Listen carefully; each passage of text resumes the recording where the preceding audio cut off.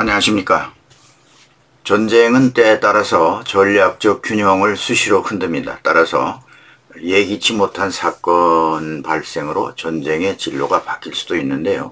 최근의 전선은 우크라이나 동남부 러시아 점령지뿐만 아니라 쿠르스크 전선, 그리고 다시 러시아 내부 깊숙한 지역으로 빠르게 새 전선이 구축되고 있는 그런 모양새입니다. 또한 미사일 못지않게 간단한 상업용 드론이 전쟁 무기가 되어서 엄청난 파괴력을 일으키는 놀라운 광경도 보게 됩니다. 무인 드론은 비교적 인명피해를 줄일 수 있죠. 반면에 작은 무기로 크게 적을 타격할 수 있는 일당백의 장점도 있습니다. 장거리 드론으로 러시아 깊숙이 적군의 병참 군수시설을 초토화함으로써 적군의 후방에서의 공격력을 무력화시킬 수 있는 장점이 있다는 얘기입니다. 드론 잡는 방공망이 있어도 때로 몰려오는 드론, 100대 이상의 때로 몰려오는 드론을 100% 요격을 할 수 있다라고 보장 못하는 겁니다. 네, 한 마리만 놓쳐도 요격은 실패하게 되죠. S-300 같은 고가의 방공망을 무용지물로 만들죠. 모기 잡는데 방망이 휘두를 수 없으니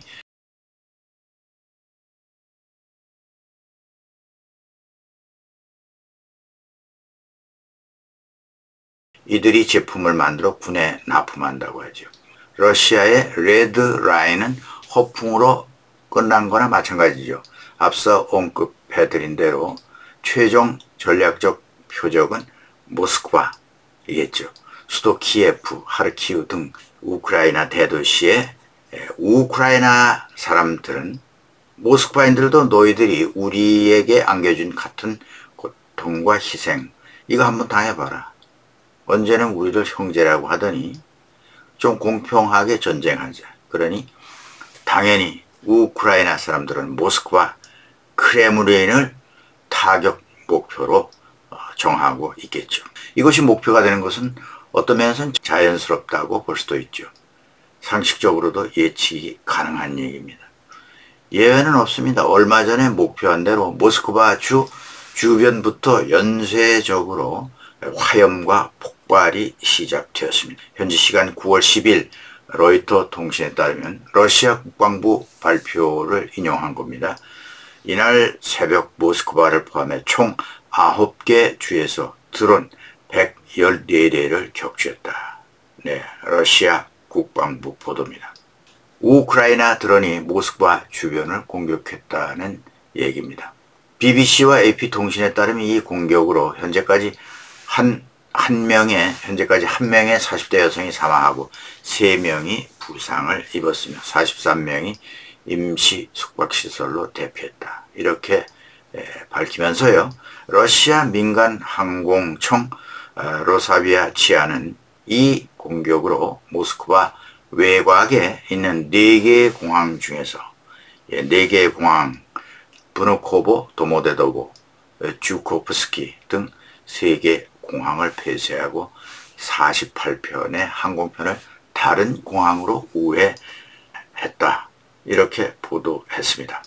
외신들은 이번 공격이 우크라이나의 역대 최대 규모 드론 공격 중 하나였다고 평가했습니다.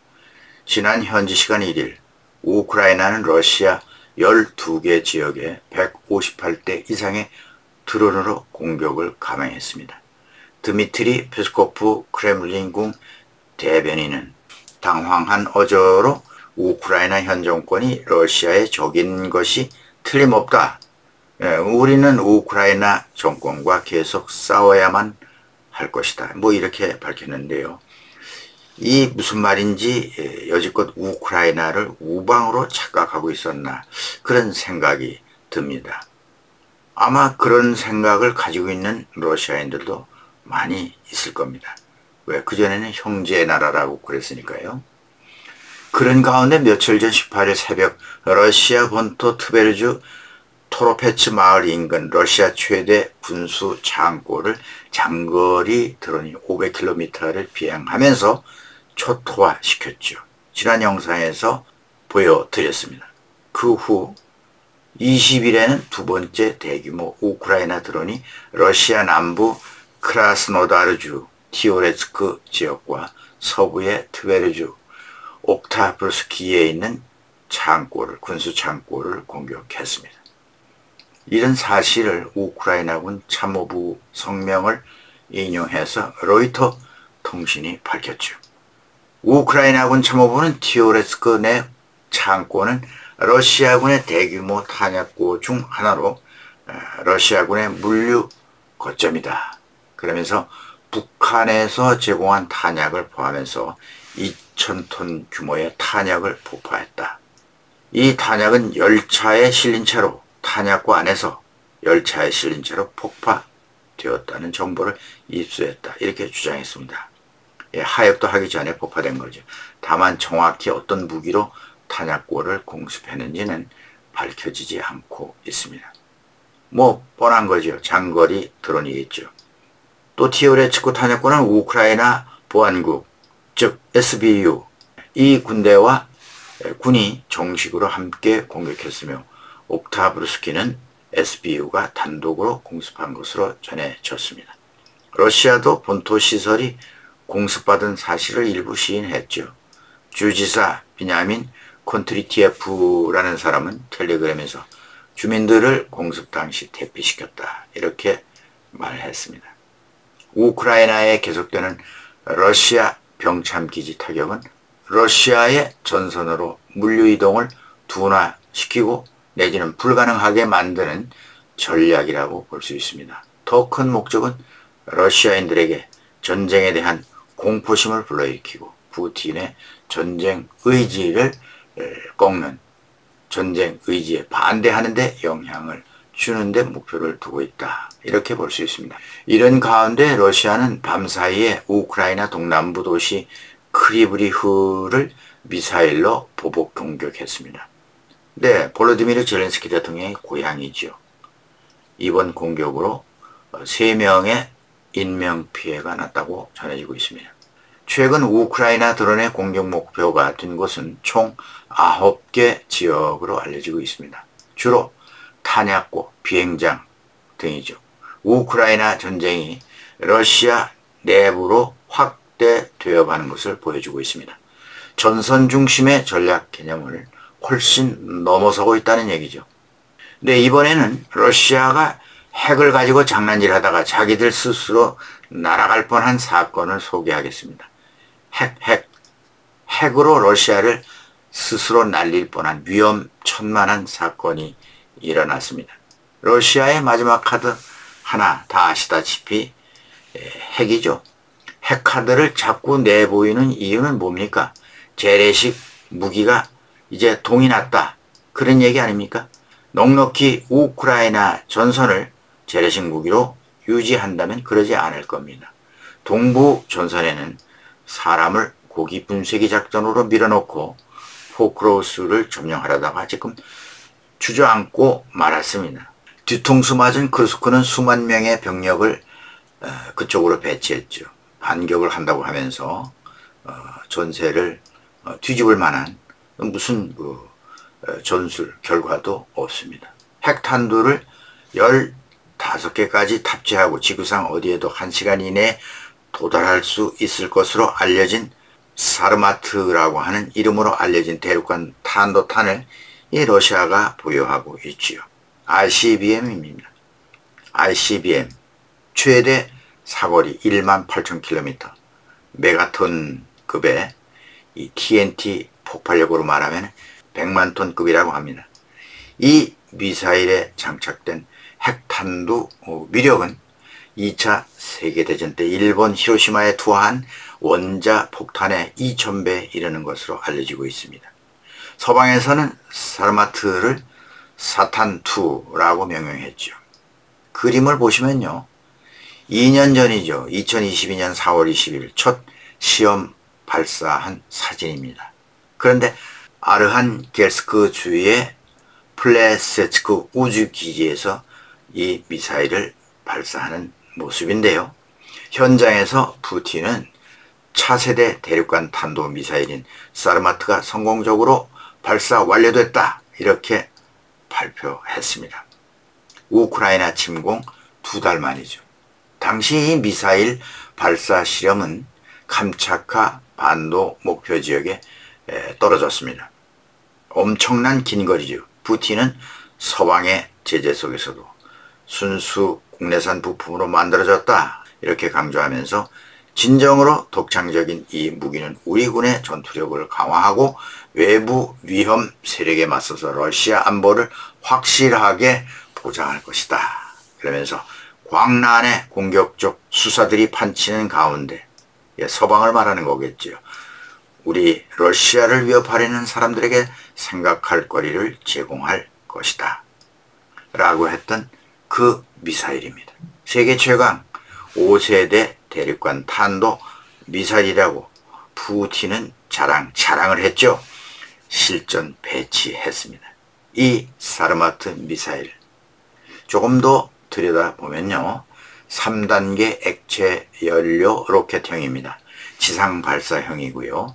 핵 전력의 근간으로 구소련 당시 생산했던 SS-18의 개량형입니다.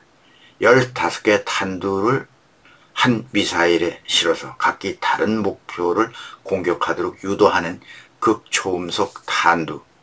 이와 같은 복수 탄두를 탑재할 수 있고요. 어느 곳이든지 1시간 이내에 타격할 수 있다. 그런 미사일이라고 합니다. 분리된 탄두는 자체 비행이 가능하며 사르마트 1기로 미국 텍사스주나 프랑스 면적을 한 방에 초토화할 수 있다. 이렇게 기고만장 주장을 했습니다. 2009년부터 개발을 시작한 무기입니다. 지난 21일 러시아는 이 사르마트 미사일 시험을 했습니다. 발사를 앞두고 미국에 알렸죠. 미국은 어떤 반응이었을까요? 그냥 무덤덤. 당시 존 커비 미국 국방부 대변인 말로는 러시아가 미국의 시험 발사 전에 통보해왔다.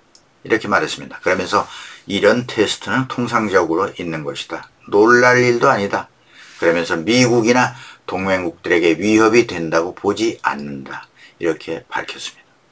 핵무기 통제를 위해서 미국과 러시아는 두 나라 사이에 뉴 스타트 조약이 있습니다. 대륙간 탄도 미사일 발사 시험 때 상대방에게 미리 통보한다는 조약이죠. 커비 대변인은 미 국방부는 러시아의 불법적이고 부당한 우크라이나 공격에 대해 계속 집중하고 있다. 이렇게 무관심하는 쪽으로 말했습니다. 젠사키 백악관 대변인도 브리핑에서 이번 시험 발사가 위험이 되지 않는다고 본다. 그러면서 이번 발사가 러시아의 우크라이나 침공에 대한 우리 접근법에 영향을 미치지 않는다. 이렇게 평가절하했죠. 그런데 이게 웬일입니까? 이 사르마트 미사일이 현지 시간 9월 23일입니다. 플레세츠크 우주기지 발사대 지하 경납고에서 시험 중에 폭발했다는 소식이 전해졌습니다. 바로 사진은 전 우크라이나 내무부 고문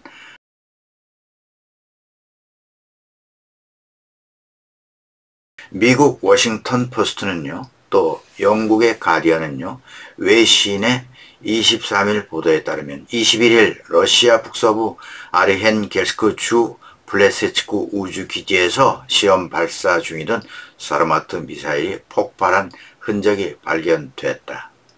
이렇게 말했습니다. 미국 민간 위성체인 맥사 테크놀로지 이 위성이 공개한 이 사진은 해당 우주기지에 지름 60cm가 넘는 대형 구덩이를 담고 있습니다. 위성사진은 지난 21일 촬영한 것으로 이달 초에 촬영한 사진에서는 대형 구덩이를 볼 수 없었죠. 폭발 원인은 조사 중이라고 하는데요. 러시아의 공식 멘트도 없습니다. 러시아는 RS-28 사르마트 시험은 이번이 4번째 실험인데요. 실패한 시험으로 알려지고 있습니다. 이를 분석한 미국 싱크탱크 전쟁연구소 ISW의 조지 바로스는 지하 발사대에서 대형의 패인 구덩이가 보이고 발사대 안팎의 광범위한 손상을 볼 수 있다. 이는 미사일이 점화되거나 발사 직후 폭발했음을 시사한다. 이렇게 설명했습니다. 이어서 ISW는 정보 전쟁 측면에서 이번 발사 실패의 중요성을 과소평가해서는 안 된다. 이는 러시아 전략무기 체제의 실패이기도 하지만 우크라이나의 정보 승리이기도 하다라고 평가했습니다. 워싱턴 포스트에 따르면 실제로 이달 초 푸틴 대통령이 서방이 우크라이나의 러시아 내륙을 공격하는 것을 승인하면 나토가 모스크바에 선전포고하는 것이라고 경고하자 러시아 선전가들은 서둘러서 핵전쟁이 일어날 것처럼 서방을 겁박했습니다. 레드 라인이니 뭐니 하면서 우크라이나와 서방을 협박했죠. 그동안 이것이 아무 효과가 없는 말장난에 불과했다는 것을 우크라이나가 입증해 줬고요. 게다가 푸틴의 최후의 핵카드인 이번 사르마트 핵미사일 발사 시험 실패로 인해서 핵으로 협박하려던 러시아의 핵카드가 힘없는 휴지 조각이 되어버렸다는 것도 입증해 주었습니다. 러시아는 이제 전쟁을 계속하기보다 살아남는 방법이 최우선이라고 하는 생각이 듭니다. 네, 이 실패한 실험, 만약에 거기 핵탄두를 장착했더라면 어떻게 되었을까요? 네, 오늘은 여기까지 하겠습니다. 시청해주신 여러분 감사합니다. 구독, 좋아요, 알림 종도 눌러주시고요. 설정해 주셨으면 감사하겠습니다.